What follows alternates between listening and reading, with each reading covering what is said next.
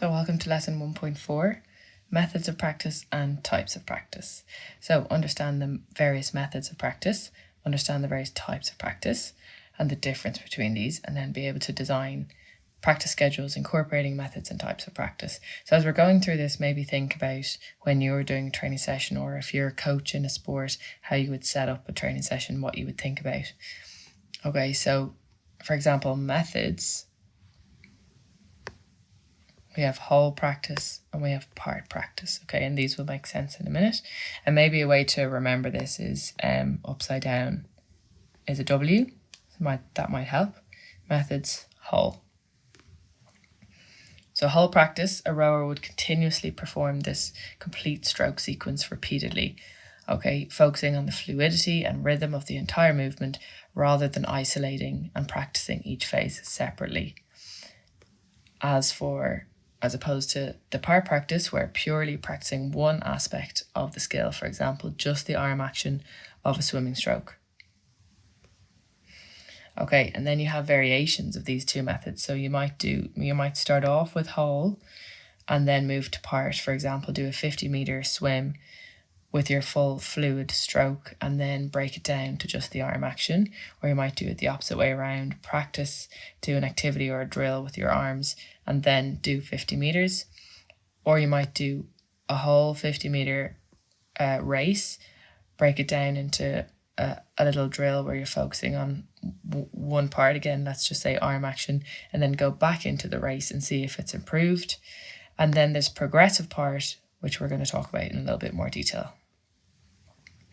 So I'm going to use gymnastics as an example here. So this method involves the learner being taught skills one at a time and then gradually linking them together. So for example, practicing a jump on the beam, part practice, then practicing a cartwheel on the beam, part, then practicing the jump and the cartwheel one after another. Okay, so that's progressive part practice. And then this can continue to be built upon. So you can add another skill, but as you add, you then combine it all together. Okay. So we're going to do a little mix and match. So they were methods, and now we're moving on to types. Okay, so we're going to do a mix and match. So fixed practice is this down here, and I'm going to use a basketball example throughout all of this, okay? So this involves repeated practice of the same skill under constant conditions. So for example, a basketball player repeatedly practicing free throws from the same spot on the court. Okay, it allows them to focus on mastering the specific skill of shooting from that exact position. And then variable practice is when the environment changes. Okay, so you have practicing skills under different conditions. So for example, again, using the basketballer, they might change the angle or the distance within their shooting activity, and this helps improve adaptability and prepares the player for the unpredictable nature of the game. Okay, then we have distributed practice where we take breaks. Okay, so here it is, involves breaking up the practice of a skill into shorter sessions with breaks in between. So you might do the shooting drills and then take time to reflect and recover afterwards and then go again. So practice shooting for 10 minutes, rest for 5 and repeat.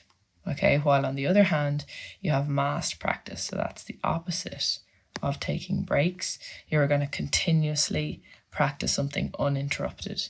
Okay, so mass practice as a basketballer, let's say for example, shooting for long periods of time without breaks, maybe a full 20 minutes, half an hour, whatever it is, continuous shooting drills. This might be done to build endurance or focus on muscle memory. Okay, and then last but not least is your mental practice, which rehearsing or visualizing a skill, again, as a free throw, visualizing that ball going into the basket without physically executing it. So we're just going to recap on those. So why might you choose whole practice over part practice? So have a think about that before I give you the answer.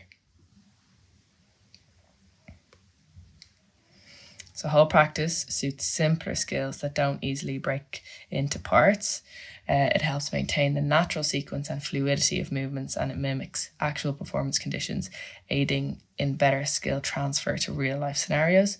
For example, in golf, practicing the entire swing from start to finish helps the golfer develop a consistent and fluid motion. What method of practice might a 100-meter sprinter benefit from? Okay, so the whole practice might suit this athlete. The sprinter might first run a full 100 meters, similar to my swimming example maybe, to assess their overall performance.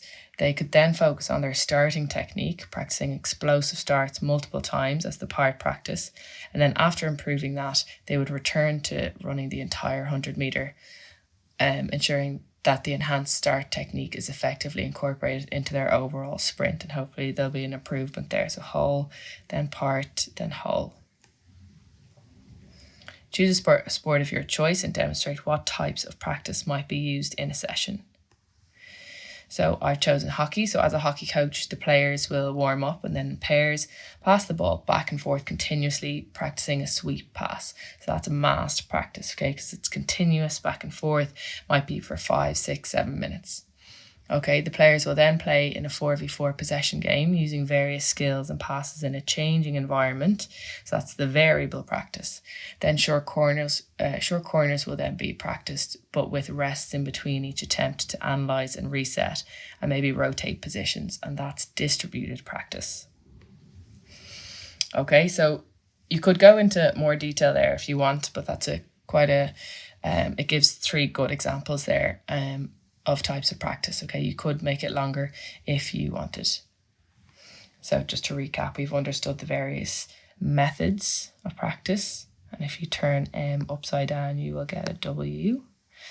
Then understand the various types of practice, and then hopefully with that last example, you could maybe design practice schedules incorporating methods and types of practice. In our next topic will be principles of effective practices. If you like this video, you'll love our notes. You can get some for free in the link in the description of this video.